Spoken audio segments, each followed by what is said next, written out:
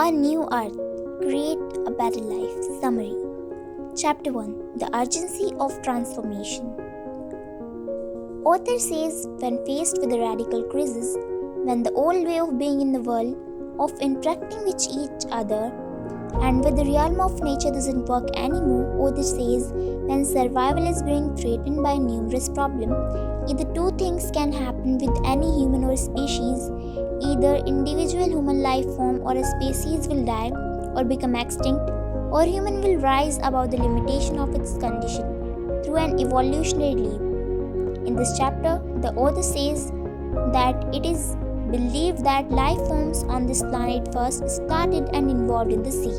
The author says that when there were no animals yet to be found on land, the sea was already swarming with life.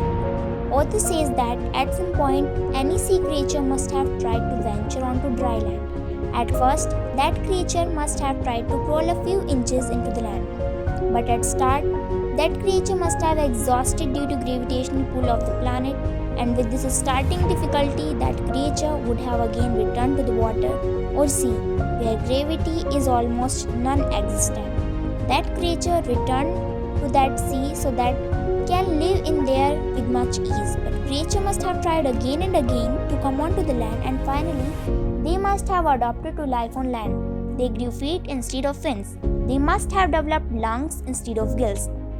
That species must have ventured this alien environment and gone through such as evolutionary transformation unless it was needed to do so by some crisis situation which has forced fish and sea creatures to leave their habitat and evolve. Chapter 2, Ego.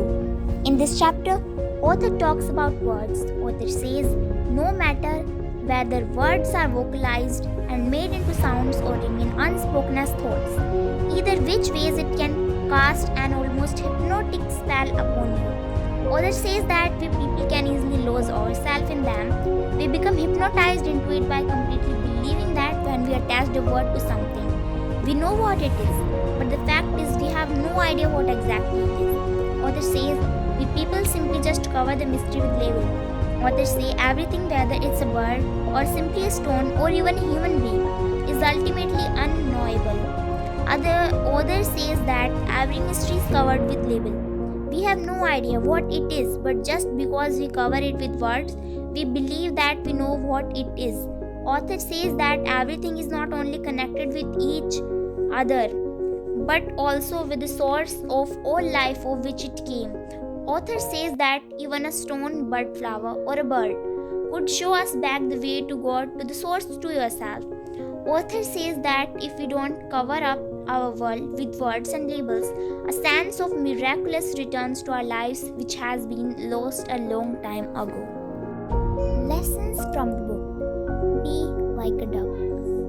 Author says that overthinking is detrimental, hence we should be like a dove. In this lesson, author is talking about two Buddhist monks' story. Two Buddhist monks are traveling along a muddy road. It was raining heavily. While they were traveling, they saw a beautiful woman.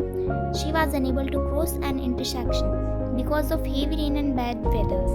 Looking to her, first Buddhist helped that woman by picking her up and takes her to the other side. And after helping her, both Buddhists leave for their journey. As they reach their destination, second Buddhist asked the first one, by saying we Buddhists aren't supposed to be near females. Still you helped her. Why you did that? Listening to this, first Buddhist said, I left that girl there. Are you still carrying her? With this example, Tolle wants us to understand that why we people carry small issue for so long. Why we overthink. Author says that we should be like a duck. After a fight, duck immediately swim in opposite direction and immediately get back to life. They become normal. Then why can't we people like duck?